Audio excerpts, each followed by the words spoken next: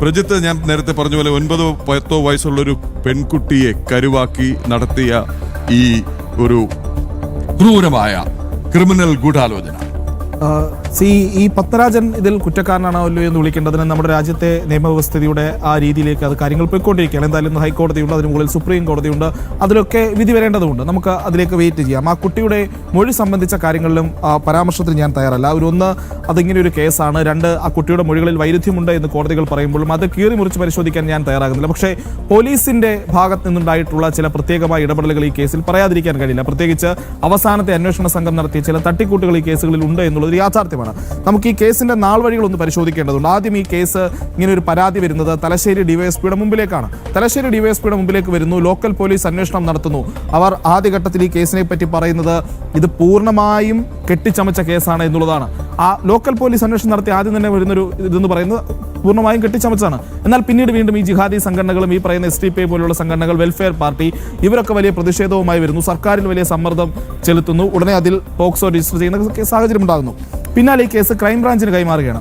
ആദ്യ ക്രൈംബ്രാഞ്ച് സംഘം ഈ കേസിൽ കുറ്റപത്രം സമർപ്പിക്കുമ്പോൾ പോക്സോ ഇല്ല. അപ്പോൾ വീണ്ടും പ്രശ്നങ്ങൾ ഉണ്ടാകുന്നു. പോക്സോ ചുമത്തിയില്ല എന്ന് പറഞ്ഞിട്ട് വീണ്ടും ഈ പറയുന്ന സംഘടനകളും പ്രശ്നങ്ങൾ ഉണ്ടാക്കുന്നു. ഈ കുട്ടിയുടെ അതുകൊണ്ട് തന്നെ പത്മനാഭൻ ആ കേസിൽ ജാമ്യം ലഭിക്കുന്നുണ്ടോ. പിന്നാലെ കുട്ടിയുടെ അമ്മ ഹൈക്കോടതിയിൽ പോകുന്ന സാഹചര്യം ഉണ്ടാകുന്നു. ആ ഹൈക്കോടതിയിൽ ചെല്ലുമ്പോൾ ഒരു ASP രേഷ്മ, നാർക്കോട്ടിക്സിലെ മറ്റോ ഉദ്യോഗസ്ഥയായിരുന്ന ASP രേഷ്മ രമേശിനെ ഈ കേസിന്റെ അന്വേഷണം ഏൽപ്പിക്കുന്നു. എവിടെയും പോക്സോ വരുന്നില്ല.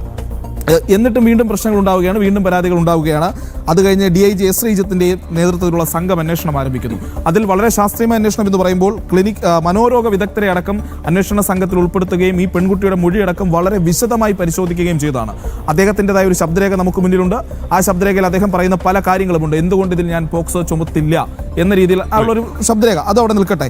അവസാനമാണ് ADGP EJ ജയരാജൻ എന്ന് പറയുന്ന ഒരാളുടെ നേതൃത്വത്തിൽ TK രത്നകുമാർ എന്നയാൾ അന്വേഷണ ഉദ്യോഗസ്ഥനായി, നേരത്തെ ഗൗതം സൂചിപ്പിച്ചതുപോലെയുള്ള അന്വേഷണ ഉദ്യോഗസ്ഥനായി വീണ്ടും ഒരു അന്വേഷണം വരുന്നു. ഒന്ന് ആലോചിച്ച് നോക്കൂ, ഇത്രയും സംഘങ്ങൾ, 5ാമത്തെ ഷഫ്ലിംഗ് ആണ് നടക്കുന്നത്. അപ്പോൾ 4 അന്വേഷണ സംഘങ്ങൾ കണ്ടെത്താത്തൊരു പുതിയ തെളിവ് ഉടനെ ഉണ്ടാകുന്നു. അവിടെ സ്കൂളിലെ ശുചിമുറിയിൽ നിന്ന് രക്തസാമ്പിളുകൾ കണ്ടുപിടിച്ചു എന്നത്. അപ്പോൾ ഒരു അന്വേഷണത്തിൽ ഒരു തട്ടിപ്പ് അവിടെ നടന്നതായി നമുക്ക് വളരെ കൃത്യമായി മനസ്സിലാക്കാൻ കഴിയുന്നു. എനിക്ക് മറ്റൊരു കാര്യം കൂടി പറഞ്ഞു വെക്കാൻ കഴിയുന്നത്, ആഗ്രഹിക്കുന്നത്, ഈ കേസിലെ ശിക്ഷ വിധിച്ച ദിവസം കൂടി നമ്മൾ ആലോചിക്കണം.